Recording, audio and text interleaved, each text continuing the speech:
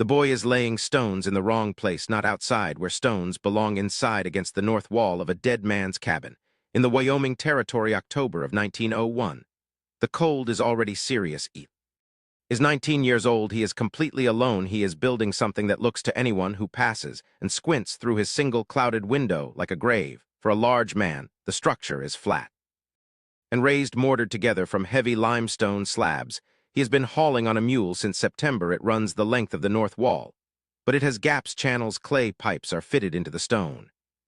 Like veins, it is not a fireplace, it is not a root cellar. It makes no sense to anyone in Bighorn County. Old Dermot Haas, who runs the feed store, pulls his wagon to a stop and pushes the door open. Without knocking, son Haas says that ain't a bed, and it ain't a stove. What in the devil's name is that? Eli Marsh doesn't look up. He is pressing wet mortar around a curved clay channel with his thumb. Kang, he says. Haas is quiet. He stares at the strange stone platform, his brow furrowed in deep confusion. What he asks? Heated stone bed, Manchurian design. Fire goes in one end, smoke runs under the stone. Before it goes up the chimney. Haas looks at the structure, he looks at the boy, he looks at the structure again. He cannot reconcile the two. Boy, this is Wyoming. You sleep on heated rocks like some railroad celestial, and you will be the most mocked person. Eli presses another thumb of mortar and says nothing. He is focused only on the seal of the clay pipe. Haas leaves the door, bangs shut, vibrating.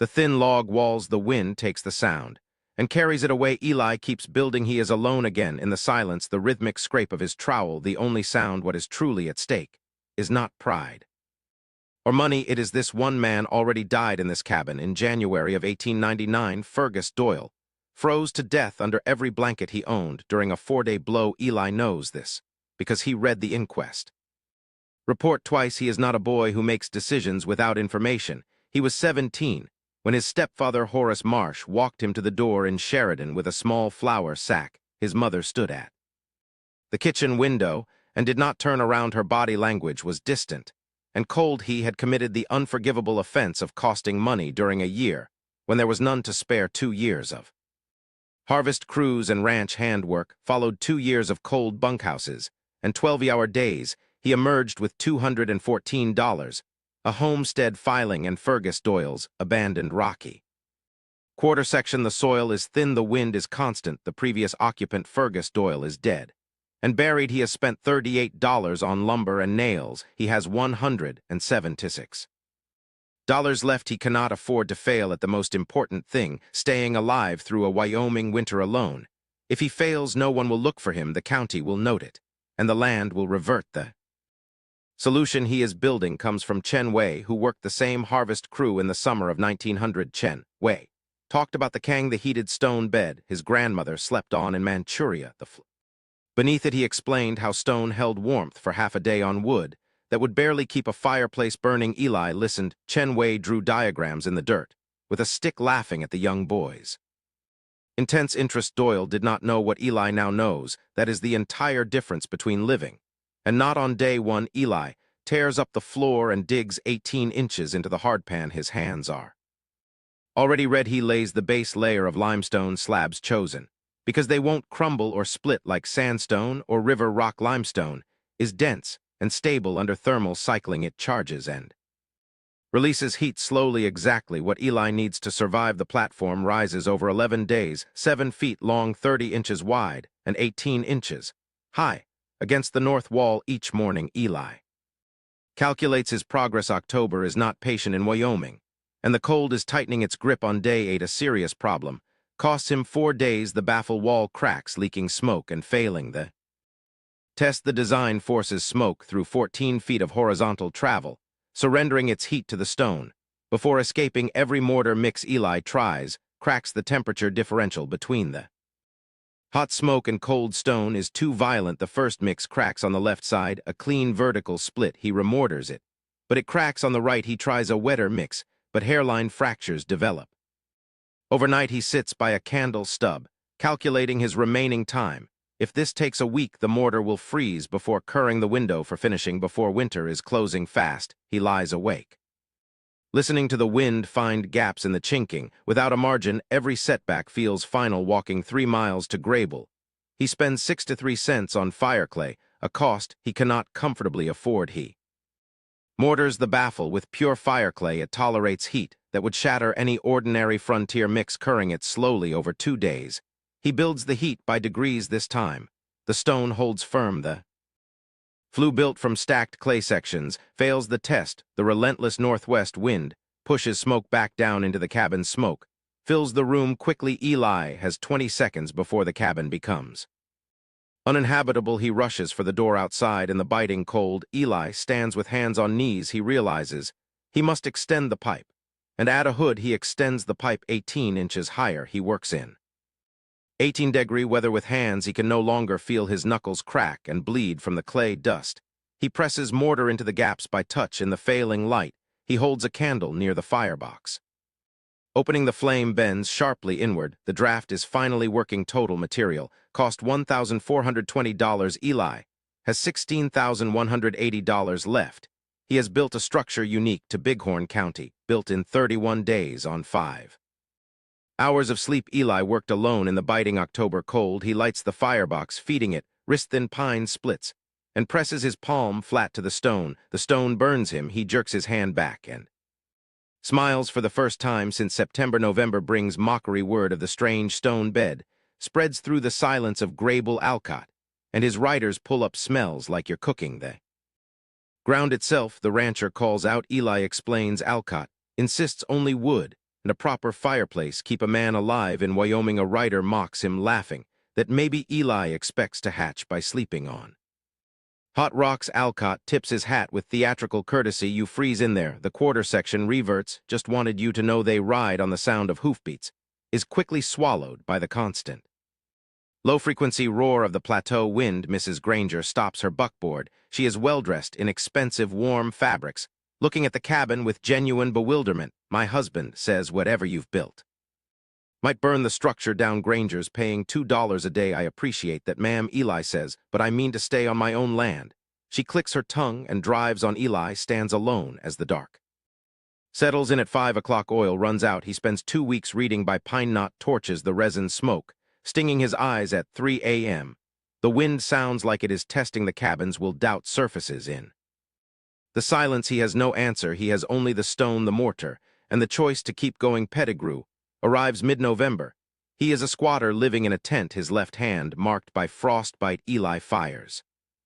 The kang 4 splits of dry pine disappear into the system.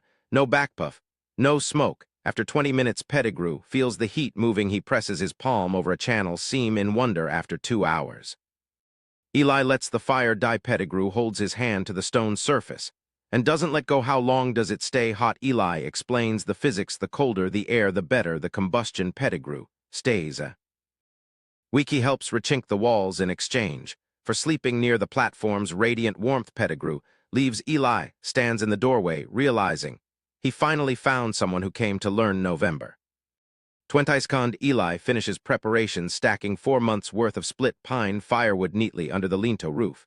He sleeps on warm stone under a sky crammed with stars. The tension in him finally begins to loosen. 2 days later at dawn, the sky changes. A cloud bank the color of old iron rises from the northwest.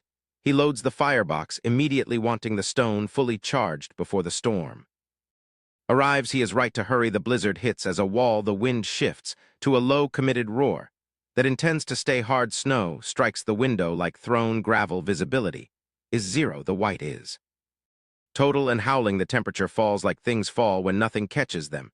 It passes -20. Eli sits listening to the wind.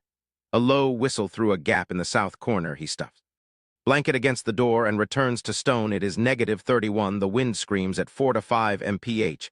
Exposed skin freezes in minutes out there. A man dies. The storm runs through a second night without any mercy. 3 miles east, cold penetrates Alcott's barn through roof gaps. Horses break their tirropes, maddened by the freezing air. Visibility briefly lifts. Eli sees 3 dark shapes in the white field beyond his fence. They are not moving. Alcott will lose 6 horses. Optimism and insufficient reckoning meet 4 to 5 mile winds and -40 degrees. Pettigrew's tent collapses under snow load on the first night. It is half buried by the morning. Found in December, the canvas is flattened like a thing that gave up. Pettigrew reached a neighbor at the Granger's 2-story house. The wood Supply runs out by the second morning. Their majestic cookstove consumes fuel with terrifying speed. Granger goes to the woodpile in the gray half-darkness. He finds it buried under 4 feet of hard-packed snow drifts. He digs in -30 temperatures. His breath comes in short clouds, and his face burns from the exposure. On the third trip, his feet go numb. He is too focused on the fire to notice what is happening. The record will later note 2 toes lost to frostbite. Even the largest house in Bighorn County demanded a price. In Eli Marsh's cabin, the storm peaks at -41 degrees on the evening of the second day. He fires the kang 3 times over 2 days. Each firing uses wrist-thin pine splits for a patient. Fire smoke travels through 14 feet of channels, surrendering heat to the stone before exiting clean and thin. At 4 in the morning, Eli presses his palm flat against the kang's surface. He counts to 10. He holds it 10 seconds without discomfort. The thermal battery is holding the heat exactly as planned. Eli writes in his composition book, outside -41, inside 29 stone 106. He draws a line under the numbers. The math of survival is finally balanced in his favor. Outside -41 stone, surface 106. A difference of 147 degrees between dying and sleeping warm. Between Doyle and Eli Marsh, the difference is the stone. He thinks about the 14 feet of horizontal travel, surrendered heat stored in heavy Wyoming limestone. He thinks about Chen Wei drawing diagrams in the dirt, laughing at how obvious the design was. Cabin air stays at 29 degrees, cold enough to see your breath, but not enough to die. Eli closes the composition book. He climbs back onto the stone and wraps his blanket tight. He sleeps warmer than Alcott's frozen cattle or Granger's numbed hands. The stone holds its heat. The stone holds 106 degrees all night long, a constant thermal battery. He wakes warm. The storm has passed its peak. Eli is alive. The storm breaks on the third morning. The wind drops, arriving over 6 hours, like a slow, massive, unclenching, thin, brittle sunlight comes over the plateau, turning the snow to blinding white in every direction. Eli shovels his door clear and walks to the woodpile. He has used less than a quarter cord of wood. He spent 40 pounds of pine to survive 7 to 2 hours. Alcott's barn burned 7 times that much, and failed Pettigrew arrives in the hard morning light. The cabin is undamaged, and a thin wisp of smoke rises. You made it, Pettigrew says. Made it, Eli says. They shake hands in the hard, cold air. Alcott arrives alone 2 days later. He stands at the fence before crossing, acknowledging the boys' success. Lost 6 horses.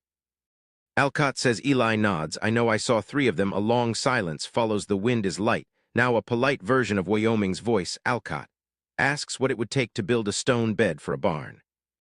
Materials $30 for barn scale, 2 weeks, and help hauling stone. Alcott nods, finally admitting the rock bed works. Eli cites the numbers 106 degrees during a -41 degree storm. Alcott asks when they can start. Mrs. Granger arrives with her husband. He walks with a cane, a physical mark of the storm's cost. I could consult on it. Eli says he offers to give them the design, but they need a precise mason. Eli insists the design belongs to Chen Wei. He is only the one building it in Wyoming. Mrs. Granger blinks. It is not what she expected. All right, she says quietly. After a moment, spring comes in March of 1902, retreating across the flats. Wyoming spring is always reluctant. In April, Eli plants oats and a kitchen garden. The soil is rocky and thin, but it is his. Eli thinks about Fergus Doyle alone in this cabin in January of 1899. The cold pushing through walls. Doyle's fireplace was designed to look like warmth rather than produce it. The heat vanished up the chimney. The knowledge existed for 1,000 years in Manchuria, in a grandmother's bedroom, in a railroad worker's memory. Doyle did not know. Eli did not know. And then he listened. What troubles Eli is how unnecessary Doyle's death truly was. The quarter section sat empty because no one wanted it. Survival knowledge was carried through Wyoming by laborers and travelers. It was offered freely to anyone willing to listen deeply. In late April, Pettigrew stops his horse at the fence. Haas says, you have some kind of old-world cunning. Pettigrew told him the word was Manchurian engineering. Instead, Eli is quiet a moment, working at a piece of harness leather. He has been mending. The evening light is coming low across the plateau, orange and thin heat stored in mass and released slowly. That's not a trick. Men freeze because they decide their way is the only way. They stop listening to the answer when it comes from somewhere unfamiliar. Pettigrew Thinks that's a sharp thing for a 19-year-old to say. I had a very good teacher. I just had the sense to listen. They sit outside until the stars finally come out in the April sky. The cabin sits solid. The kang inside is cooling through its long, slow release. 106 degrees in the worst storm, -41 outside, a miracle of engineering. They came in October to laugh in December. They came with questions and hats in hands. Eli gave credit. To Chen Wei, his grandmother slept warm while others argued over fire. Wood the stone holds what it's given. It asks and remembers nothing. It only does one thing. It releases what it was trusted with. Steady and patient through the dark until morning comes. That is the whole lesson. That is all of it. Eli Marsh survives.